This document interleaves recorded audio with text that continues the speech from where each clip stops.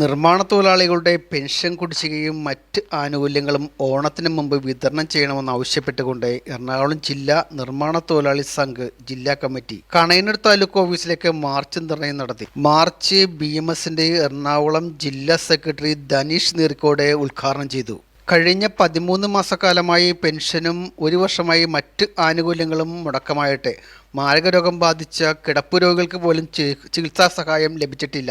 ഈ സാഹചര്യത്തിലാണ് BMS സംസ്ഥാന വ്യാപകമായി ധർണാ സമരങ്ങൾ സംഘടിപ്പിച്ചത്. BMSന്റെ ജില്ലാ വൈസ് പ്രസിഡന്റ് MK സഹജൻ അധ്യക്ഷത വഹിച്ച ധർണാ സമരത്തിൽ നിർമ്മാണ തൊഴിലാളി ഫെഡറേഷൻ സംസ്ഥാന സെക്രട്ടറി MP പ്രദീപ് കുമാർ, ജില്ലാ ജോയിന്റ് സെക്രട്ടറി PV റെജിമോൻ, മേഖലാ സെക്രട്ടറിമാരായ PS Vishnu, VG Viju, KM Dhaneesh, VV Pradeepan, Gopalakrishna Kamath, TK Sumesh എന്നിവർ സമരത്തിൽ അഭിസംബോധന ചെയ്ത് സംസാരിച്ചു. നിർമ്മാണ തൊഴിലാളി ക്ഷേമനിധി ബോർഡിൽ നിന്ന് പെൻഷൻ കുടിശ്ശികയാണ്.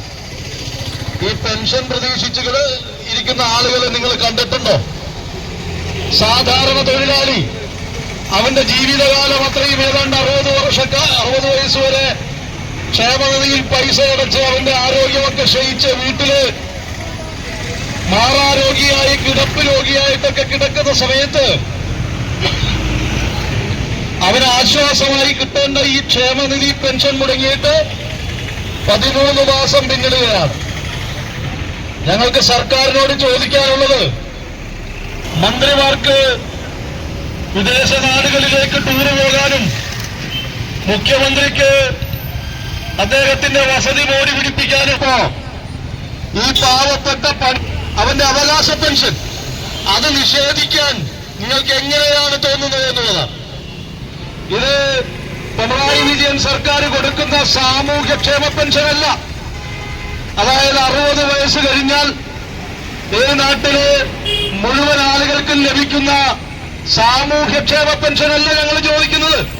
പെൻഷൻ വീതമാണ് ഞങ്ങൾ ചോദിക്കുന്നത്. 60 വയസ്സാകുമ്പോ ക്ഷേമനിധിയിലെ പെൻഷന്റെ കോൺട്രിബ്യൂഷൻ നിലനിർത്തിക്കൊണ്ട് അടച്ച പൈസ തിരിച്ചു കിട്ടുന്നവർ ഈ അടച്ച പൈസ കഴിഞ്ഞ 2023 മാർച്ച് വരെ കൊടുത്തിട്ടുള്ളൂ. മാരക രോഗം ബാധിച്ച നിർമ്മാണ തൊഴിലാളികൾ അവനൊരു അത്താണിയായി കാണുന്ന ക്ഷേമനിധി ബോർഡിൽ നിന്ന് ലഭിക്കേണ്ട അവന്റെ മാരക രോഗ ചികിത്സാ ധനസഹായം നിഷേധിച്ചിട്ട് 1 വർഷത്തിലേറെയാകുന്നു.